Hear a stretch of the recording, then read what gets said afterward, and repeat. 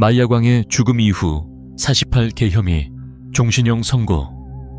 그러나 전쟁은 끝나지 않았다. 2026년 8월 14일 새벽 4시 17분 멕시코 서부 할리스코 주 외곽 항구 도시의 공기는 유난히 눅눅했다.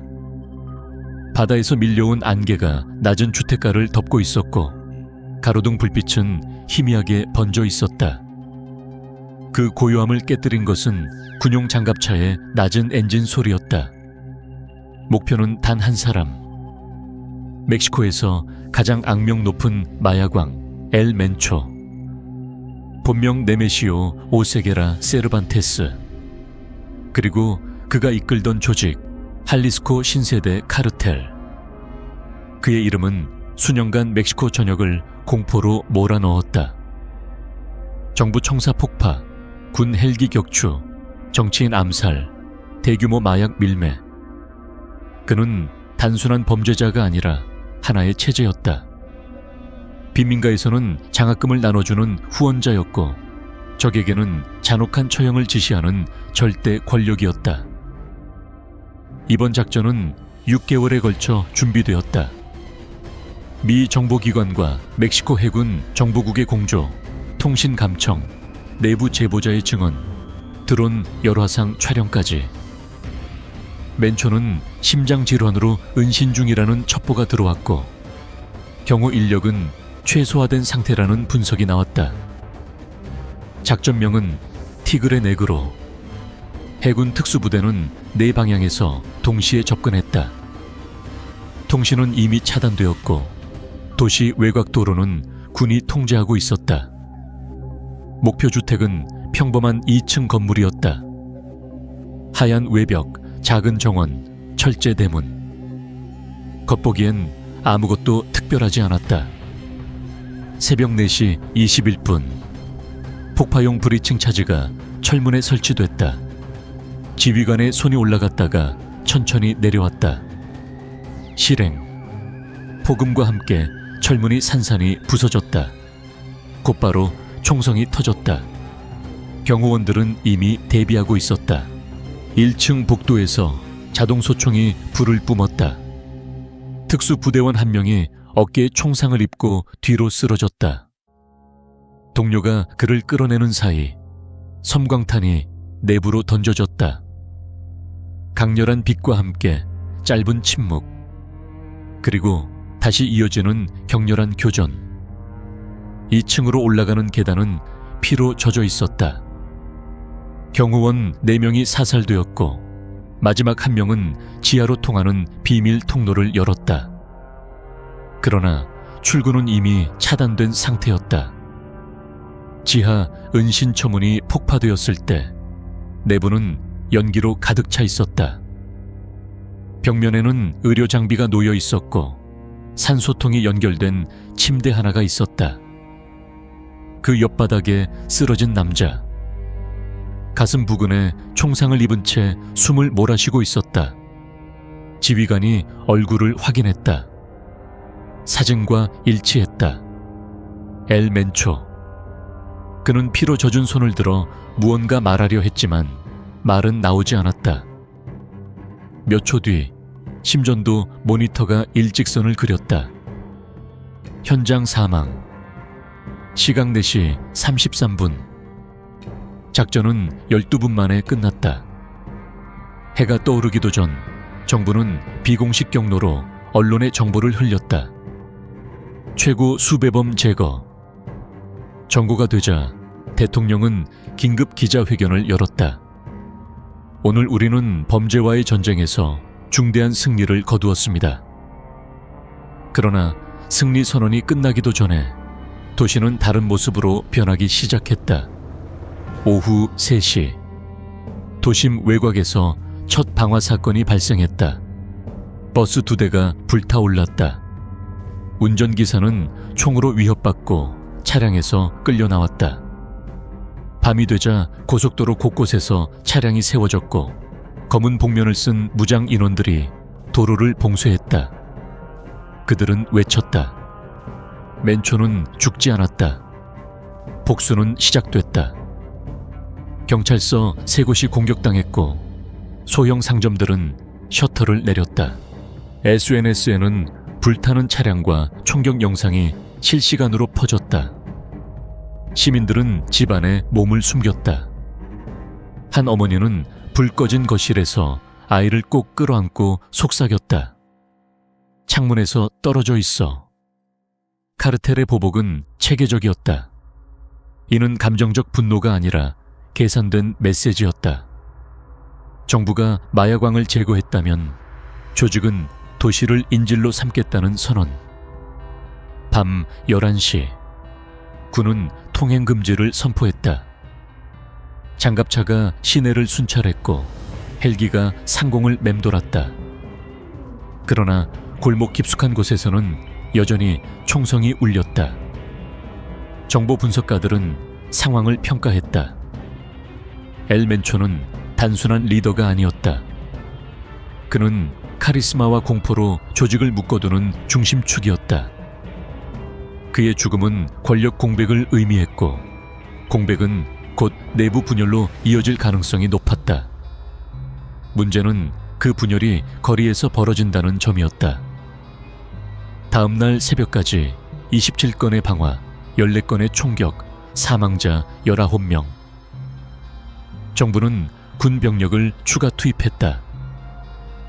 그러나 전문가들은 속삭였다. 이건 끝이 아니라 시작이다. 엘 멘초이 시신은 비밀리에 군 병원으로 이송되었다. 공식 발표 전까지 DNA 확인 절차가 진행되었다. 정부는 그의 죽음을 확실히 증명해야 했다. 그렇지 않으면 음모론과 루머가 도시를 더 불안하게 만들 수 있었다. 그러나 아이러니하게도 확인 절차가 길어질수록 소문은 더 빠르게 퍼졌다. 그는 이미 탈출했다. 정부가 거짓 발표를 했다. 진짜 후계자가 준비 중이다. 불안은 공기처럼 번졌다. 해가 다시 떠올랐을 때 도시에는 검은 연기 자국이 남아있었다. 상점 유리창은 깨져 있었고 길가에는 탄피가 흩어져 있었다. 사람들은 조심스럽게 문을 열고 밖을 내다보았다. 전날과 같은 거리였지만 완전히 다른 도시였다. 엘 멘초는 죽었다. 그러나 그의 그림자는 여전히 살아 움직이고 있었다. 그리고 멕시코의 이 도시는 이제 지도에서 가장 위험한 장소로 다시 기록되기 시작했다. 엘 멘초의 사망이 공식 확인된 날 밤, 도시는 이미 전쟁 상태에 들어가 있었다. 정부는 DNA 대조 결과를 발표하며 사망 사실을 확정했다. 군 병원에서 촬영된 지문과 치과 기록까지 공개되었다. 그럼에도 거리의 공기는 더욱 날카로워졌다. 이유는 단순했다. 권력의 공백은 곧 폭력을 부른다는 것을 이 도시 사람들은 경험으로 알고 있었기 때문이다. 엘 멘초가 이끌던 할리스코 신세대 카르텔은 수직적 구조였다. 최종 결정권은 늘 한 사람에게 있었다. 그가 사라진 순간 수십 개의 하위 조직은 서로를 의심하기 시작했다. 장례식은 비공개로 치러졌다. 가족과 극소수 측근만이 참석했다. 그러나 카르텔 내부에서는 이미 2개의 세력이 형성되고 있었다. 첫 번째는 혈통 계승을 주장하는 그룹. 멘초의 동생과 오랜 측근들이 중심이었다. 그들은 조직의 안정과 기존 노선을 유지해야 한다고 주장했다. 공포를 유지하되 무모한 확전은 피한다는 전략이었다. 두 번째는 무장사령관 출신 강경파. 그들은 정부의 공세에 맞서 대규모 보복을 단행해야 한다고 외쳤다. 우리가 약해 보이는 순간 경쟁 카르텔이 침투한다는 것이 이유였다. 그날 밤 도시 외곽 창고에서 비밀 회의가 열렸다. 탁자 위에는 자동 소총과 지도, 통신 장비가 놓여 있었다. 서로를 바라보는 눈빛에는 신뢰 대신 계산이 담겨 있었다. 군이 3,000명 투입됐다. 미국이 정보 제공을 강화했다. 우리가 분열하면 끝이다. 그러나 이미 분열은 시작된 뒤였다. 도시는 불타기 시작했다. 고속도로 4곳이 동시에 봉쇄되었다. 무장 조직원들은 대형 트럭을 세워 도로를 가로막고 차량에 불을 붙였다. 이른바 나르코 블로키어 전술이었다. 이는 단순한 방해가 아니라 국가에 대한 공개적 도전이었다. 시내 중심 개선은 경찰 순찰차가 매복 공격을 받았다. 2명이 현장에서 사망했다.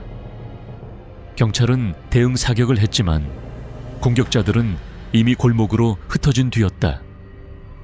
병원 응급실은 포화 상태였다. 총상 환자, 화상 환자, 파편에 다친 시민들까지.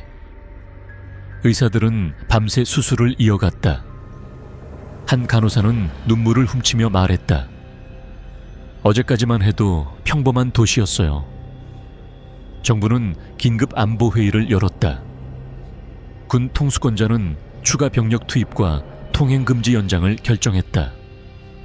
장갑차가 도심을 순찰했고 헬기는 적외선 카메라로 옥상을 감시했다. 그러나 문제는 단순한 무력 충돌이 아니었다. 카르텔은 이미 지역사회 깊숙이 침투해 있었다. 빈민가 일부 주민들은 조직을 보호했다. 이유는 복잡했다. 카르텔은 의료비를 지원했고 학교 보수 공사를 도왔다. 일자리를 제공하기도 했다. 국가가 하지 못한 역할을 범죄 조직이 대신해온 셈이었다. 엘멘초의 죽음 이후 그 지원은 갑자기 중단되었다. 주민들의 불안은 정부보다 더 빠르게 확산됐다. 이제 누가 우리를 지켜주지? 이 질문은 아이러니하게도 카르텔의 선전 문구가 되었다. 한편 경쟁 카르텔의 움직임도 포착되었다. 북부에서 활동하던 조직이 국경을 넘어 세력 확장을 시도하고 있다는 첩보였다. 정보당국은 내부 분열과 외부 침투가 동시에 진행 중이라고 판단했다. 도시는 세 갈래 전선에 놓였다. 정부 대 카르텔 내부 파벌 간 충돌, 그리고 외부 경쟁 세력의 잠입. 폭력은 무작위로 보였지만 실제로는 계산된 힘의 재배치 과정이었다. 셋째 날 밤, 강경파가 대규모 보복을 단행했다. 군 검문소 인근에서 차량 폭탄이 폭발했다. 사망자 8명, 그 중에는 민간인도 포함되어 있었다. 이 사건은 여론을 급격히 바꾸어 놓았다. 처음에는 정부의 무리한 작전을 비판하던 시민들조차 분노하기 시작했다. 이건 선을 넘었다. SNS에는 희생자 사진이 퍼졌고 촛불 집회가 열렸다. 시민들은 평화를 요구했다.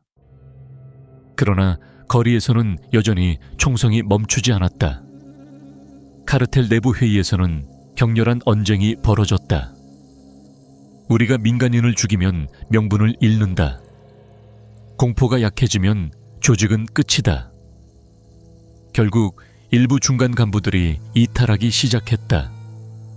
자신과 가족의 안전을 위해 도망치는 자도 있었다. 이 틈을 타 정부는 집중 체포 작전에 돌입했다.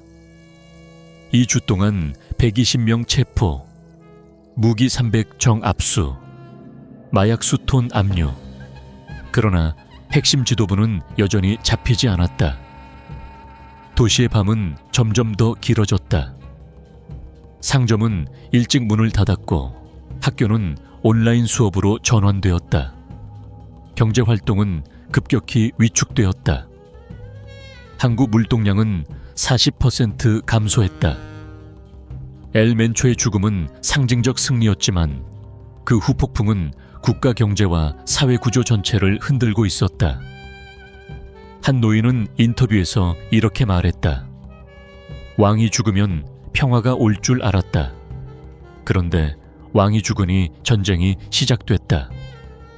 한 달 후 폭력 사건은 점차 줄어드는 듯 보였다. 이는 안정의 신호라기보다 이 힘의 균형이 다시 형성되고 있다는 의미에 가까웠다. 강경파와 혈통계승파는 암묵적으로 영역을 나눴고 공개 충돌을 줄였다. 그러나 정보 분석가들은 경고했다. 이건 일시적 휴전일 뿐이다. 엘 멘초는 사라졌지만 그가 만든 구조는 그대로 남아있었다. 마약 루트, 자금 세탁 네트워크, 무장 조직, 지역 사회와의 복잡한 연결망. 도시는 겉으로는 조용해졌지만 지하에서는 또 다른 계산이 진행 중이었다. 그리고 그 계산의 결과는 아직 아무도 예측할 수 없었다. 엘 멘초 사망 이후 47번째 날, 멕시코시티의 미국 대사관 앞에 한 남자가 나타났다.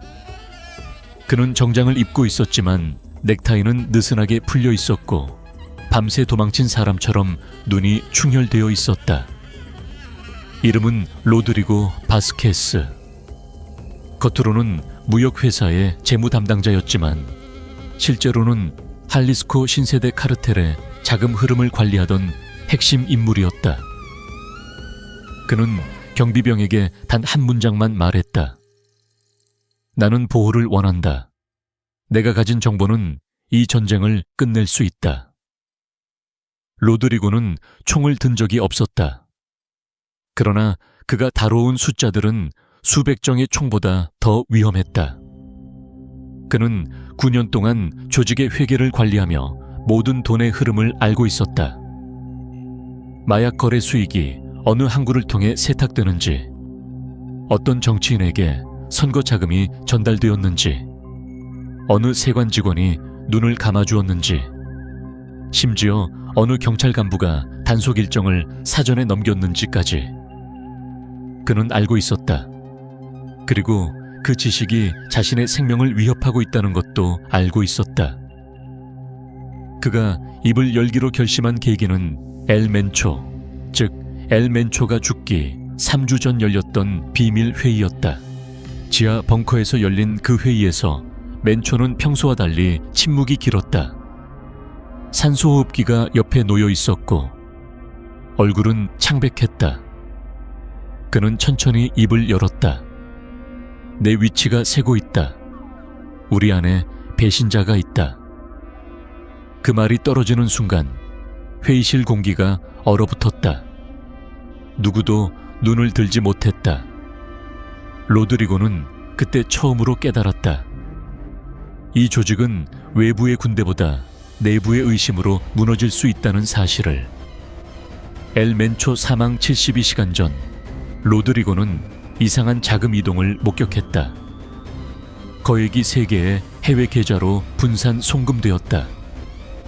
목적지는 두바이, 파나마, 동유럽.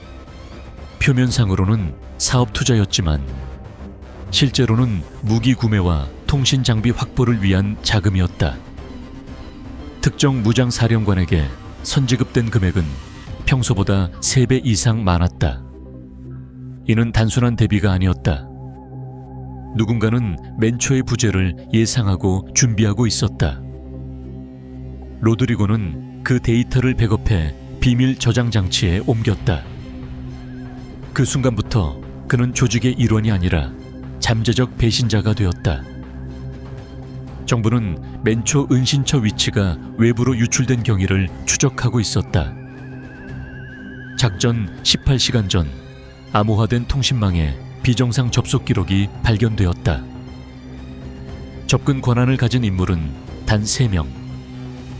그중 1명은 강경파 사령관과 긴밀히 연결되어 있었다. 그러나 더 깊은 분석 결과 데이터는 국경 너머 서버를 경유한 흔적이 드러났다.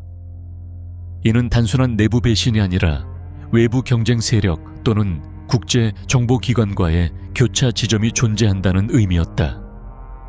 죽음은 우발적 충돌이 아니라 복잡한 이해관계가 얽힌 결과일 가능성이 커졌다. 로드리고는 완전한 면책과 가족의 해외 이주를 조건으로 모든 장부를 제출했다. USB에는 9년간의 거래 기록이 담겨 있었다. 정치인 이름 항만관리 책임자, 지방시장, 세관 고위직, 경찰 간부. 돈은 총보다 조용하게 시스템을 잠식해왔다. 검찰은 충격에 빠졌다. 엘멘초의 제국은 단순한 범죄 조직이 아니라 국가 구조의 틈을 파고든 병병과도 같았다. 증언을 바탕으로 연방경찰은 새벽 동시다발 압수수색을 단행했다. 항만 관리 책임자가 체포되었고 지방시장이 소환되었으며 세관 고위직이 구속되었다. 언론은 이를 두 번째 전쟁이라 불렀다. 거리의 총성은 줄어들었지만 대신 체포영장과 소환장이 오가기 시작했다. 강경파 지도자로 지목된 알레한드로 크루즈는 영상 메시지를 통해 정부를 비난했다. 그들은 외세와 손잡고 우리를 제거했다. 이것은 정의가 아니다. 그 메시지는 일부 지역에서 공감을 얻었고 또 다른 분열을 낳았다. 로드리고의 증언이 부분적으로 보도되자 조직 내부에서는 숙청이 시작됐다. 배신자로 의심받은 중간 간부 3명이 사라졌다. 시신은 발견되지 않았다. 통신 체계는 더욱 폐쇄적으로 변했고 암호화 수준은 강화되었다. 그러나 신뢰는 이미 붕괴된 뒤였다. 강경파와 혈통계승파는 서로를 의심했고 회의는 짧아졌으며 경호 인원은 2배로 늘어났다. 조직은 살아있었지만 균열은 분명했다. 보호시설 안에서 로드리고는 마지막으로 이렇게 말했다. 나는 영웅이 아닙니다. 나는 생존자입니다. 내가 관리한 숫자들은 결국 사람의 목숨이었습니다. 그의 말은 국제 언론을 통해 보도되었고 미국과 멕시코 정부는 공동 수사팀 구성을 발표했다. 엘멘초의 죽음은 끝이 아니었다. 그것은 거대한 부패 네트워크를 수면 위로 끌어올린 출발점이었다. 도시는 겉으로는 조용해졌다. 대규모 방화와 총격은 줄어들었다. 그러나 지하에서는 더 치열한 계산이 진행되고 있었다. 총 대신 문서와 증언이 오갔고 두려움 대신 법적 책임이 언급되기 시작했다. 엘멘초의 그림자는 여전히 남아있었지만 그 그림자는 이제 거리보다 차가운 장소, 법정으로 향하고 있었다. 그리고 그곳에서 드러날 진실은 총성보다 더 깊은 균열을 남길 준비를 하고 있었다. 엘멘초 사망 1년 후 멕시코 연방법원 특별법정에는 전례 없는 경비가 배치되었다. 건물 외곽에는 장갑차가 줄지어 섰고 저격수들이 옥상에 배치됐다. 방청석 입장은 철저히 통제되었고 모든 출입자는 3차례의 신원 확인을 거쳐야 했다. 피고석에는 수갑을 찬 채 앉아있는 13명의 남자. 그 중심에는 강경파 지도자로 지목된 알레한드로 크루즈가 있었다. 그는 엘멘초 사후 무장 조직을 재편하며 보복 공격을 주도한 인물로 기소되었다. 혐의는 살인, 테러, 마약 밀매, 자금 세탁, 국가 전복 음모까지 총 48개. 검찰은 모두 발언에서 단호하게 말했다. 이 재판은 한 개인의 범죄를 다루는 것이 아닙니다. 이것은 국가를 인질로 삼은 구조적 폭력에 대한 심판입니다. 증거 목록은 방대했다. 암호화된 회계 장부, 위성통신 기록, 무기 구매 계약서, 항만 CC, TV 영상, 내부 회의 녹취록. 그리고 무엇보다 결정적이었던 것은 보호 중인 로드리고 바스케스의 증언이었다. 그는 얼굴을 가린 채 증언대에 섰다. 목소리는 변조되었지만 말은 또렷했다. 엘멘초 사망 이후 조직은 대규모 보복을 계획했습니다. 차량 방화와 검문소 공격은 우발적이 아니었습니다. 명확한 지시였습니다. 변호인단은 즉각 반박했다. 증인은 면책을 조건으로 진술하고 있습니다. 신뢰할 수 없는 거래입니다. 법정 공방은 치열했다.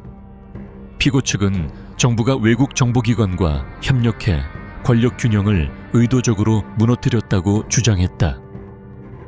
엘 멘초 제거 작전이 멕시코의 주권을 침해한 국제 공작이었다는 논리였다. 그러나 검찰은 감정이 아닌 기록으로 대응했다. 통신 분석 전문가가 증언했다. 작전 직전 암호화된 채널에서 특정 지시가 하달되었고 그 직후 도시 곳곳에서 동시다발 방화가 시작되었다는 데이터가 제시되었다. 시간대는 분 단위로 일치했다. 다음으로 피해자 유가족이 증언대에 섰다. 차량 폭탄 사건으로 아들을 잃은 어머니였다. 그는 군인이 아니었습니다. 그냥 집으로 돌아가던 청년이었습니다. 법정은 잠시 침묵에 잠겼다. 재판은 9개월간 이어졌다. 그 사이 외부에서는 또 다른 긴장이 형성됐다. 피고 측을 지지하는 소규모 시위와 강경 처벌을 요구하는 시민 집회가 번갈아 열렸다. 멕시코 사회는 여전히 분열된 상태였다. 언론은 이번 재판을 국가의 시험대라고 불렀다.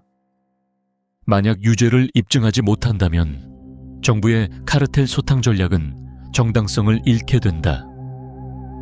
반대로 중형이 선고될 경우 잔존 세력의 보복 가능성도 배제할 수 없었다. 마지막 변론에서 알레한드로 크루즈는 직접 발언 기회를 요청했다. 우리는 범죄자가 아닙니다. 우리는 버려진 지역에서 질서를 유지한 사람들입니다. 정부가 하지 못한 일을 했을 뿐입니다. 그의 말은 일부 빈민가 주민들의 현실을 건드렸다. 그러나 동시에 수많은 희생자들의 기억을 자극했다. 선고일. 법정은 숨을 죽인 채 판사의 입을 바라보았다. 판결문은 3시간 넘게 이어졌다. 범죄 조직의 구조, 자금 흐름, 폭력 명령 체계, 국가기관 침투 과정까지 세세하게 언급되었다. 피고 알레한드로 크루즈에게 종신형을 선고한다. 다른 간부들에게는 40년에서 60년에 이르는 중형이 내려졌다. 순간 법정 안은 고요했다. 환호도 울음도 없었다. 마치 모두가 결과를 이미 예감한 듯 했다. 그러나 판사는 마지막으로 덧붙였다. 이 판결이 모든 폭력을 끝내지는 못할 것이다. 그러나 법은 침묵하지 않는다는 것을 기록으로 남긴다. 선고 직후 정부는 전국적 치안 강화 조치를 발표했다. 군은 주요 항구와 국경 지역을 재통제했고 자금 세탁 의심 계좌 수백 개가 동결되었다. 도시는 겉으로는 안정을 되찾는 듯 보였다. 밤마다 울리던 총성은 크게 줄었고 학교는 정상 수업을 재개했다. 항구 물동량도 서서히 회복되었다. 그러나 정보당국은 경계태세를 늦추지 않았다. 조직은 해체되었지만 네트워크는 완전히 사라지지 않았다. 일부 중간 간부들은 해외로 도주했고 새로운 이름으로 소규모 조직을 재편하고 있다는 첩보가 들어왔다. 법정의 판결은 구조를 흔들었지만 그림자를 완전히 지우지는 못했다. 엘멘초의 시대는 끝났다. 그러나 그가 남긴 시스템의 잔해는 여전히 사회 곳곳에 남아 있었다. 그리고 모두가 알고 있었다. 이 재판은 끝이 아니라 또 다른 시작일지도 모른다는 것을. 판결이 내려진 지 2년이 지났다.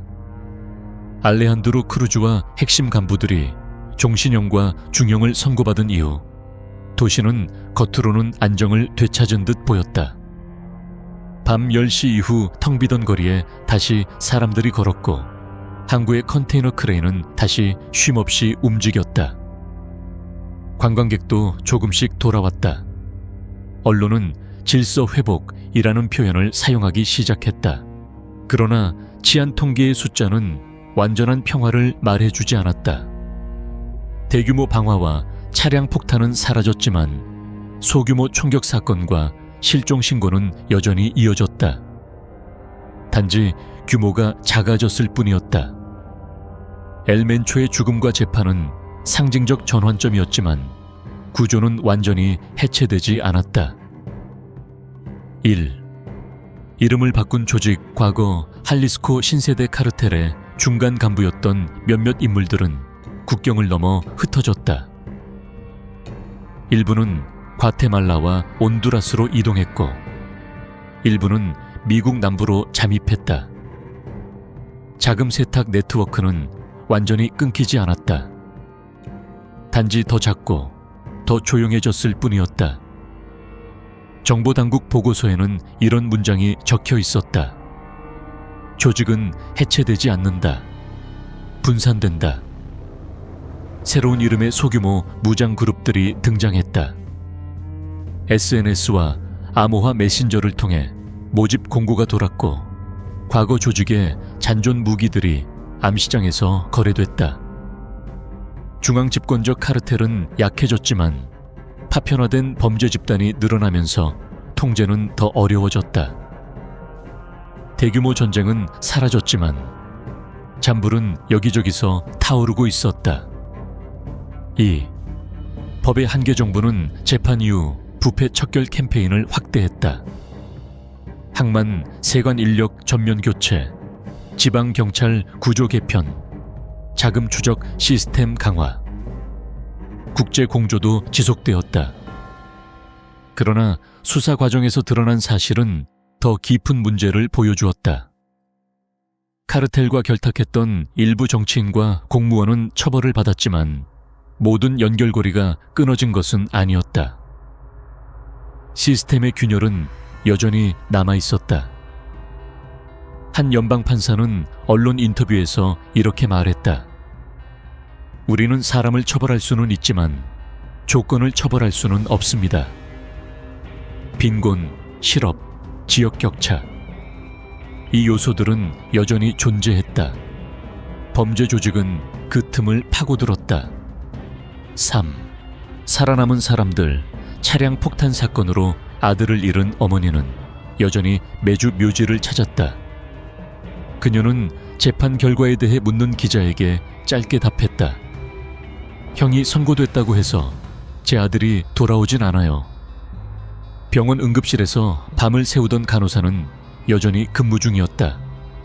다만 이제는 방탄조끼 대신 일반 유니폼을 입고 일했다. 그녀는 말했다. 적어도 지금은 아이들이 총소리 없이 잠을 자요. 그걸로 충분해요. 도시 사람들은 조심스럽게 일상을 회복하고 있었다. 두려움은 완전히 사라지지 않았지만 익숙해진 공포는 점차 무뎌졌다. 4. 기록과 기억 엘멘초, 즉 엘멘초의 이름은 공식 기록 속에서 범죄자의 상징으로 남았다. 그의 사망은 정부의 승리로 기록되었고 재판은 사법 정의의 사례로 인용되었다.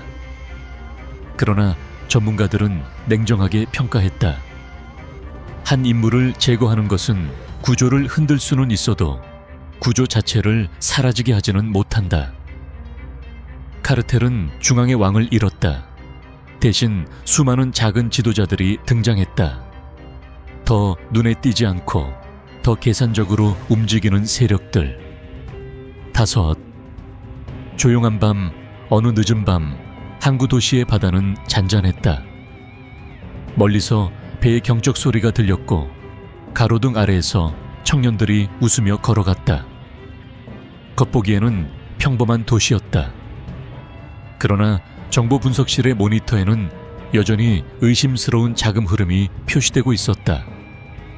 암호화된 통신 패턴, 국경 인근의 무기 이동, 신원 미상의 조직자. 총성은 멎었지만 감시는 멈추지 않았다. 이 도시는 이제 알고 있다. 한 명의 마약왕이 사라진다고 해서 전쟁이 완전히 끝나지 않는다는 것을. 그러나 동시에 법정에서 내려진 판결이 완전한 무의미는 아니라는 것도.